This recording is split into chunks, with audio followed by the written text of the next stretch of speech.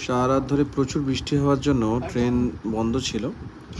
তো স্টেশনে পৌঁছাই, সেখানে স্কুল যাওয়ার উদ্দেশ্যে অনেকক্ষণই ওখানে অপেক্ষা করি, কিন্তু ট্রেন স্বাভাবিক চলাচল স্বাভাবিক হলো না। এই কারণে যথারীতি বাড়ি ফিরে আসি। বাড়ি ফেরার পথে দেখুন একটি ভিডিও দিয়েছি, অটো করে ফিরছিলাম।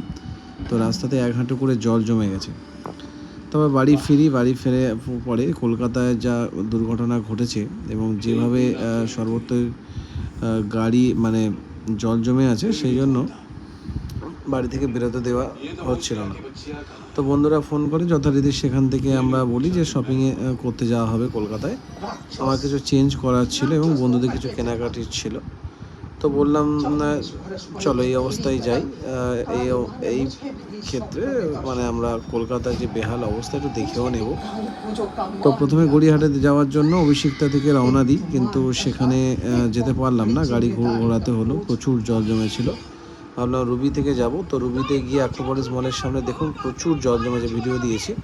তবে অ্যাক্রোপলিস মলের সামনে যে ব্রিজটা আছে সেখানে যাই, দেখলাম 1 কোমর করে জল।